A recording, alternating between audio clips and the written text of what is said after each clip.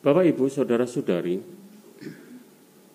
dimanapun Anda berada dan mengikuti perayaan Ekaristi ini,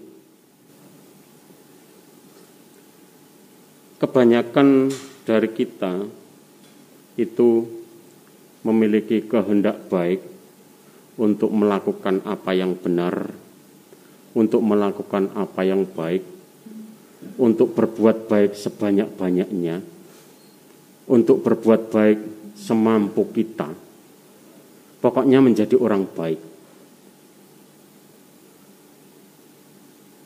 Tetapi pernahkah Anda renungkan, Yesus membuat begitu banyak perbuatan baik.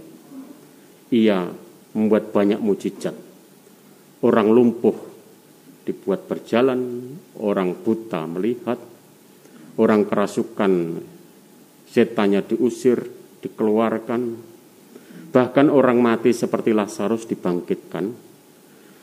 Dan karena perbuatan baik itu, ia dikriminalisasi.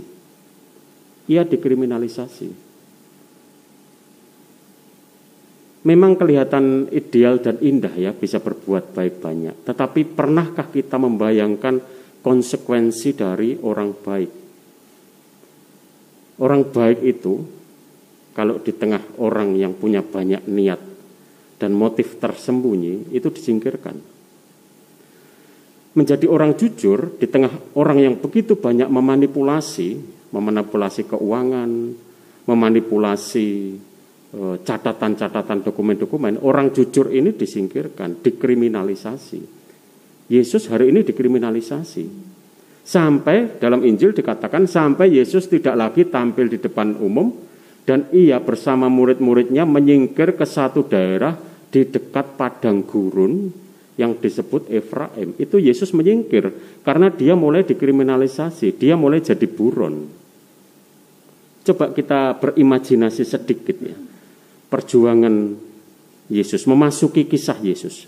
Hari-hari ini Bapak Ibu, mulai besok Minggu Palma, hari-hari ini sampai minggu depan, kita akan memasuki kisah-kisah ini.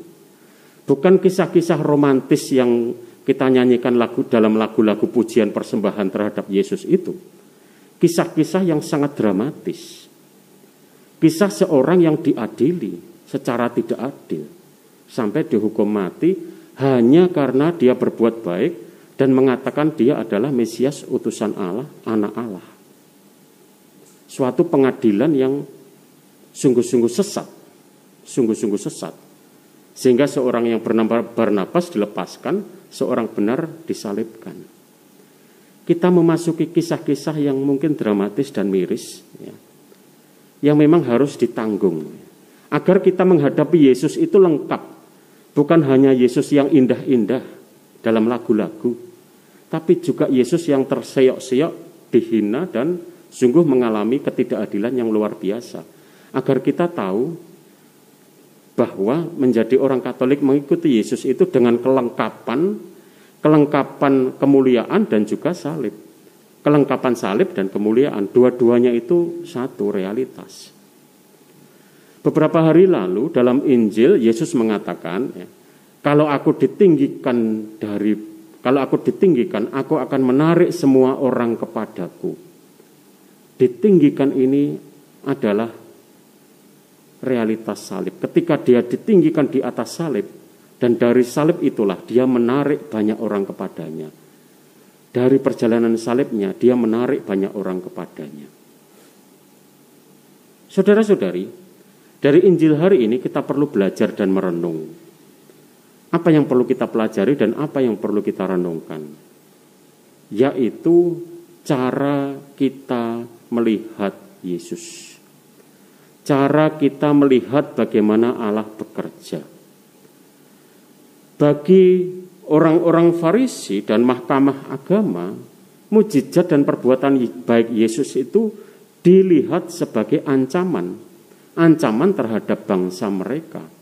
Karena kalau Yesus mulai membuat mujizat dan semua orang menaruh harapan pada dia, lalu kemudian Yesus mereka jadikan orang penting karena kemampuannya yang luar biasa, lalu dikhawatirkan menimbulkan pemberontakan sehingga orang-orang Roma akan datang merampas seluruh tempat suci mereka.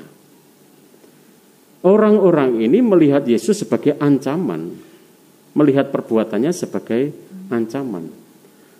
Anda bayangkan perbuatan baik itu bisa menjadi ancaman bagi orang yang punya kepentingan kekuasaan. Sementara Yesus itu menjadi dambaan bagi orang-orang miskin, orang-orang yang sungguh-sungguh membutuhkan pertolongan dari Allah.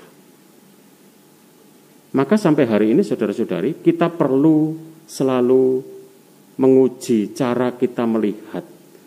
Cara orang melihat sesuatu itu selalu dipengaruhi oleh kepentingannya, keinginannya, oleh motif-motifnya. Bahkan yang paling baik pun bisa dianggap sebagai ancaman bagi orang yang memang punya motif jahat, memang punya niat jahat. Maka kita perlu selalu menguji kembali motif-motif kita, pikiran-pikiran kita, kehendak kita, kepentingan-kepentingan kita. Karena itu semua pun bisa dibalut dengan kesucian, hanya untuk memuaskan kepentingan, hanya untuk memuaskan keinginan. Saudara-saudari, Yesus dalam satu kesempatan mengatakan, berbahagialah orang miskin di hadapan Allah. Karena mereka tidak punya kepentingan selain bersandar pada Allah. Dan itulah yang perlu kita kembangkan. Seperti orang-orang yang melihat mujizatnya sebagai anugerah dan kegembiraan, bukan sebagai ancaman. Maka kita perlu datang kepada Allah, bersujud ke hadapannya sebagai orang miskin, bukan sebagai orang yang penuh kuasa dan kekayaan, bukan orang-orang yang mengalami kelekatan-kelekatan, agar hidup kita bersandar pada Allah. Semoga Tuhan memberkati kita sekalian. Amin. Mari kita renungkan sejenak.